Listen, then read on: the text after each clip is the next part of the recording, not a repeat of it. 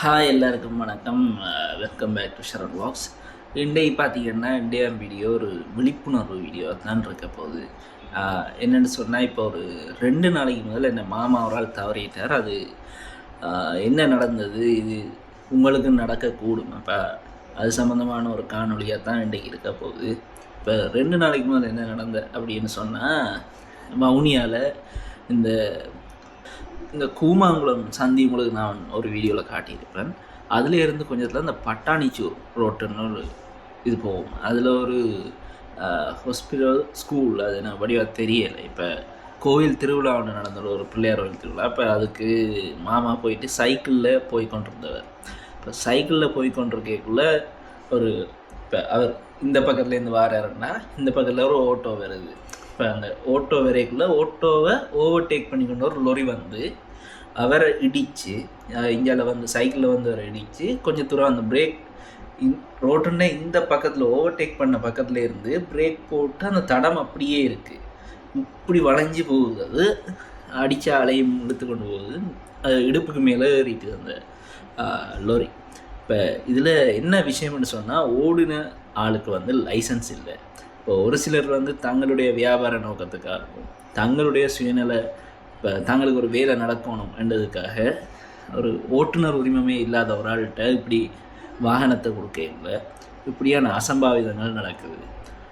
அதே நேரம் இன்னொன்று என்னென்னா, கனரக வாகனம் வந்து ஈஸியாக ஓடுற ஒரு விஷயம் இல்லை. இப்போ நீங்கள் அதிகமாக பார்க்கலாம், இலங்கையில் இந்த டிப்பர் வாகனங்களால் நிறைய ஆக்சிடெண்ட் நடந்து கொண்டிருக்கு. இப்போ உதாரணத்துக்கு ஒரு 6 மாதத்துக்குள்ளே எடுக்க போனால் திண்ணவேலி சந்தி இருக்குது தானே, அதில் ஒரு டிப்பருக்கு முன்னால் அந்த ஒரு அம்மா நடந்து போனவா ஏறிட்டுது டிப்பர்.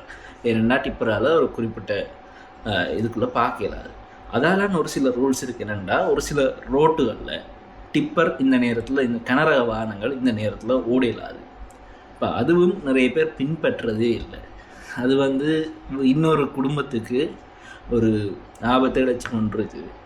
இப்போ உங்களோட இப்போ இந்த கனரக வாகனங்கள் ஓடுறாக்கள் வந்து இப்போ உங்களோட வீட்டில் இப்படி ஒன்று நடந்தால் எப்படி இருக்கும் என்று யோசிச்சு கொண்டு நீங்கள் பாவிக்கணும்.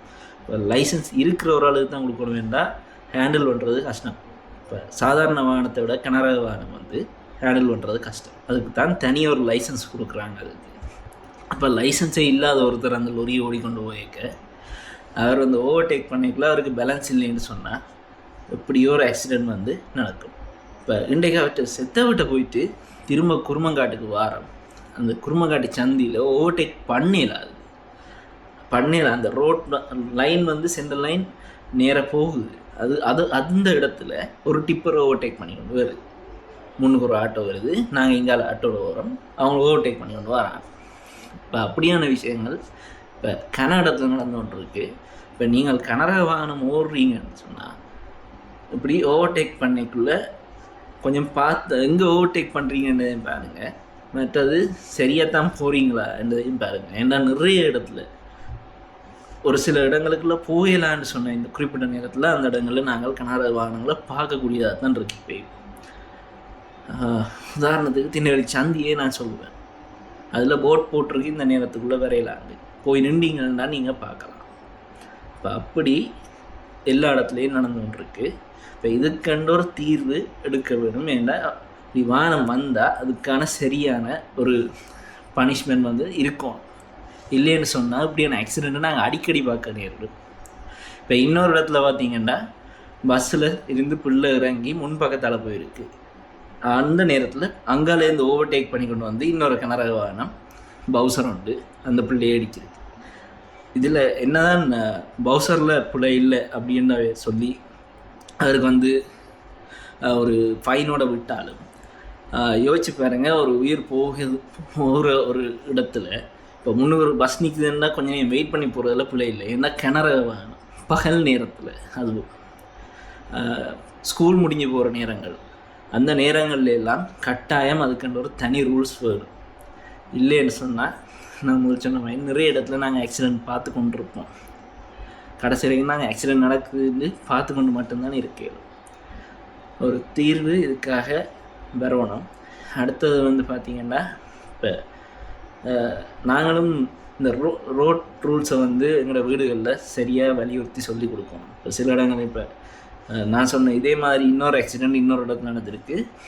பிள்ளைய பஸ்ஸில் இறங்கி அதே பஸ்ஸுலேயே ஆக்சிடெண்ட் ஆகிருக்கேன்னு சொன்னால் இறங்கின பிள்ளை வந்து பஸ்ஸுக்கு முன்பக்கத்தால் போயிருக்கு. அப்போ டிரைவர் வந்திருக்கார் அடிபட்டுட்டு. இப்போ அந்த விஷயங்கள் நான் சொல்லிவிடுவேன். இப்போ பஸ்ஸுலேருந்து ஸ்கூல்லேருந்து சின்ன பிள்ளைகள் வர்றீங்கன்னாண்டா இறங்கி பஸ் போன பிறகு நீங்கள் ரோட்டை கடந்து வாங்க அந்த மாதிரி.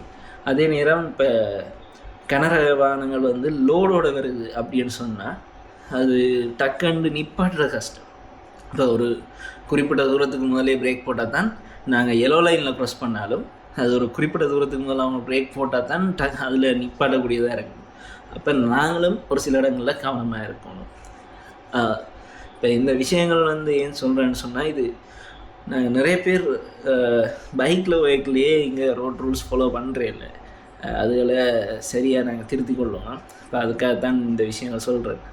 ஏன்னா நாங்கள் என்ன தான் சரியாகனாலும் பின்னுக்கு ஒரு லோரி வருதுன்னு வைப்போமே, ஒரு சின்ன மிஸ்டேக்கால் நாங்கள் அடிப்படை எங்களுக்கு எதாவது நடக்கிறதுக்கு வாய்ப்பு இருக்குது.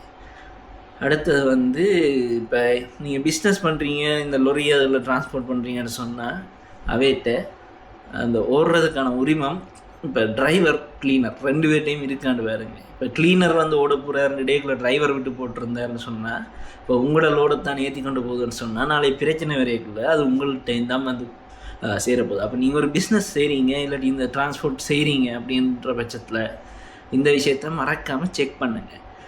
ஏன்னா இதால் அவங்க வந்து டேயில் போயிட்டு இல்லை நீ மாறி ஓடு நான் கொஞ்சம் ரெஸ்ட் எடுக்க போகிறேன்னா அவன் மாறி ஓடி போய் எங்கேயாவது ஆக்சிடென்ட் பண்ணிட்டு போயிடுவாங்க.